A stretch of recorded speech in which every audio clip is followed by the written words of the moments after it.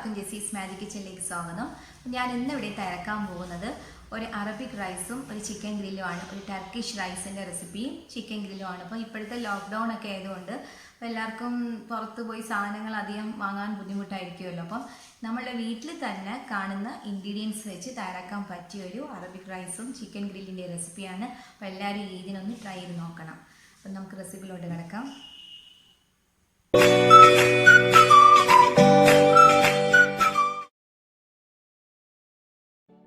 അതിനുവേണ്ടി ഞാനിവിടെ 2 cup basmati rice എടുത്തിട്ടുണ്ട്. പിന്നെ ചിക്കൻ നന്നായിട്ട് കഴുകിയിട്ടൊന്ന് വരഞ്ഞെടുക്കണം. അതിനകത്ത് ഒട്ടും തന്നെ വെള്ളം കാണാൻ പാടില്ല.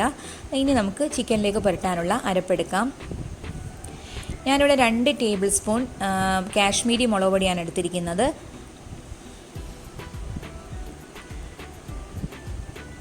1 ടീസ്പൂൺ കുരുമുളക് പൊടി, 3/4 table spoon garam masala, 1/2 teaspoon മഞ്ഞൾപ്പൊടി, 1 ടേബിൾ സ്പൂൺ ഇഞ്ചി വെളുത്തുള്ളി ചതച്ചത്. വെളുത്തുള്ളി അങ്ങ് ഫൈൻ പേസ്റ്റ് ആവേണ്ട ആവശ്യമില്ല, ജസ്റ്റ് ഒന്ന് ക്രഷ് ചെയ്തെടുത്താൽ മതി. പിന്നെ ഇതിലേക്ക് ആവശ്യത്തിന് ഉപ്പിട്ട് കൊടുക്കാം. ഇതെല്ലാം കൂടെ നന്നായിട്ടൊന്ന് മിക്സ് ചെയ്തെടുക്കണം. ഇനി ഇതിലേക്ക് 1 നാരങ്ങയുടെ നീരെടുത്തിട്ട് ചേർക്കണം. ഇതെല്ലാം കൂടെ ഒന്നും കൂടെ ഒന്ന് നന്നായിട്ട് മിക്സ് ചെയ്തെടുക്കണം.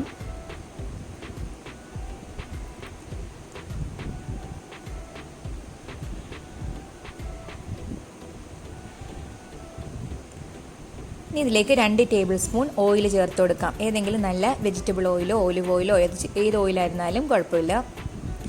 എല്ലാം കൂടെ നന്നായിട്ടൊന്ന് മിക്സ് ചെയ്ത് കൊടുക്കണം. അത് 2 ടേബിൾ സ്പൂൺ വെള്ളവും കൂടെ ഞാൻ ചേർത്ത് കൊടുത്തിട്ടുണ്ട് കേട്ടോ. എന്നിട്ടാണ് ഇതെല്ലാം കൂടെ നന്നായിട്ട് ഈ ചിക്കനിലൊന്ന് പുരട്ടി കൊടുക്കുക. എല്ലായിടും എത്തക്ക രീതിയിൽ നന്നായിട്ടിത് ഈ അരപ്പ് മൊത്തം ഈ ചിക്കനിൽ പിടിക്കണം. അപ്പോൾ അതേപോലെ നന്നായിട്ടിത് പുരട്ടി കൊടുക്കണം, തിരിച്ചും മറിച്ചും ഒക്കെ ഇട്ടിട്ട്.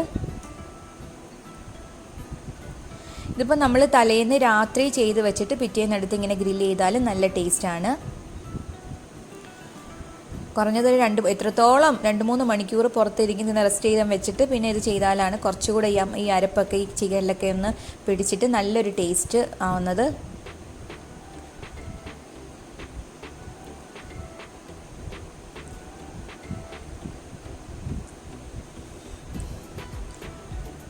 ഇപ്പോൾ അരപ്പൊക്കെ പുരട്ടി വെച്ചിട്ടുണ്ട്. ഇതിപ്പോൾ ഞാൻ 1 മണിക്കൂർ റെസ്റ്റ് ചെയ്യാൻ വെച്ചിരിക്കുകയാണ്. അപ്പോൾ ഈ ടൈം കൊണ്ട് നമുക്കൊന്ന് റൈസ് ഒന്ന് കുക്ക് ചെയ്തെടുക്കണം. അതിനുവേണ്ടി ഒരു പോട്ട് എടുത്തിട്ട് അതിലേക്ക് നിങ്ങൾക്ക് വേണമെങ്കിൽ ഇവിടെ ബട്ടറോ നെയ്യോ ഏത് വേണമെങ്കിലും യൂസ് ചെയ്യാവുന്നതാണ്. ഞാനിവിടെ 1 ടേബിൾ സ്പൂൺ നെയ്യും 2 ടേബിൾ സ്പൂൺ ഓയിലും കൂടെ ഒഴിച്ചു കൊടുത്തിട്ടുണ്ട്. എന്നിട്ട് അതിലേക്ക് ഒരു 4 ഏലക്ക, 4 ഗ്രാമ്പു, ചെറിയൊരു കഷ്ണം പട്ട ഇത്രയും ഇട്ട് കൊടുത്തിട്ട് നന്നായിട്ടൊന്ന് വഴറ്റിയെടുക്കണം. ഒരു 4 പച്ചമുളക് കൂടി ഇട്ട് കൊടുക്കുന്നുണ്ട്. പച്ചമുളക് കീറിയൊന്നും ചെയ്യേണ്ട, ഇതേപോലെ തന്നെ മുഴുവനെ തന്നെ ഇട്ട് കൊടുത്താൽ മതി. പിന്നെ ഇതിലേക്ക് 1 ക്യാരറ്റ് ചെറുതായിട്ടൊന്ന് കട്ട് ചെയ്തും ഇട്ട് കൊടുക്കണം. 1 ക്യാരറ്റ് മതിയാവും. എന്നിട്ട് ഇതെല്ലാം കൂടെ നന്നായിട്ടൊന്ന് മിക്സ് ചെയ്തെടുക്കണം.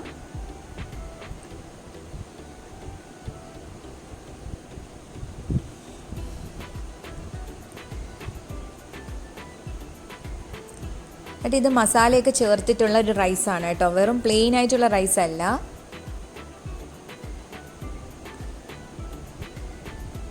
ഇതെല്ലാം ഒന്ന് വഴന്ന് വരുമ്പം പിന്നെ നമുക്ക് മസാലകളൊക്കെ ഇട്ട് കൊടുക്കണം.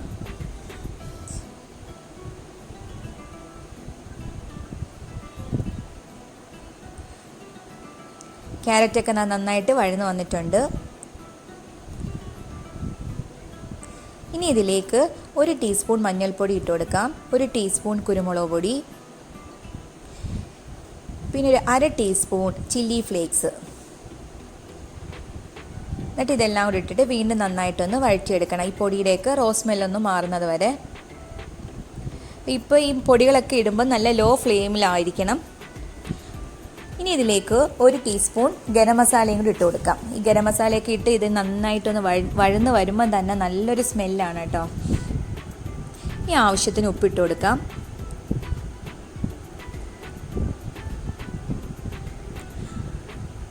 എന്നിട്ട് നമ്മൾ നേരത്തെ കഴുകി വെച്ചിരിക്കുന്ന കുതിർത്ത് കഴുകി വെച്ചിരിക്കുന്ന ആ റൈസാണ് ഇട്ട് കൊടുക്കുന്നത്. അത് ഇട്ട് കൊടുത്തിട്ട് ഇതെല്ലാം കൂടെ നന്നായിട്ടൊന്ന് മിക്സ് ചെയ്ത് കൊടുക്കണം.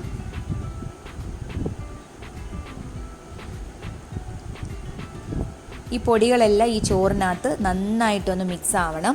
കണ്ടോ ഇതിപ്പോൾ സ്റ്റക്കായിട്ടുണ്ട് ക്യാമറ, അപ്പോൾ അത് കാരണം ഇതിനകത്തേക്ക് ഞാനൊരു 4 കപ്പ് ചൂടുവെള്ളം ഒഴിക്കുന്നുണ്ട്. അപ്പോൾ അത് ഇതിനകത്ത് കിട്ടിയിട്ടില്ല. അപ്പോൾ ഇതിനകത്ത് നമ്മൾ സാധാരണ പോലെ വെള്ളം തിളയ്ക്കുമ്പോഴല്ല റൈസ് ഇടുന്നത്. അപ്പോൾ റൈസ് ഇട്ട് ഇങ്ങനെ നന്നായിട്ട് വഴറ്റിയതിന് ശേഷം ഒരു 4 കപ്പ് തിളച്ച വെള്ളമാണ് ഇതിലേക്ക് ഒഴിച്ചു കൊടുക്കേണ്ടത്. അങ്ങനെ ഞാനിപ്പോൾ ഒഴിച്ചു കൊടുത്തിട്ടുണ്ട്. എന്നിട്ട് ഇതെല്ലാം കൂടെ മിക്സ് ചെയ്തിട്ട് ഉപ്പ് നോക്കിയിട്ട് ആവശ്യമുണ്ടെങ്കിൽ ഉപ്പ് കൂടി ചേർത്ത് കൊടുക്കാം.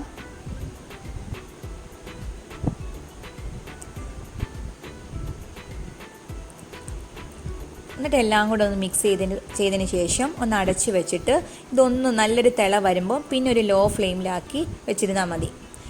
ഇത് നമ്മൾ ഡ്രെയിൻ ചെയ്യുന്നില്ല, ഈ വെള്ളത്തിൽ തന്നെ ഈ ചോറ് നല്ല വറ്റിയിട്ടാണ് നമ്മളിതെടുക്കുന്നത്. ഇനി നമുക്ക് ചിക്കൻ ഒന്ന് നോക്കാം.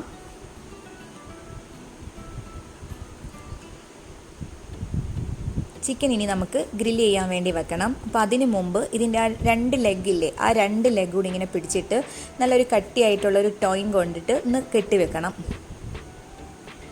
ഇതേപോലെ ഒരു ടോയിൻ വെച്ച് നന്നായിട്ടൊന്ന് കൂട്ടി ഇങ്ങനെ കെട്ടണം.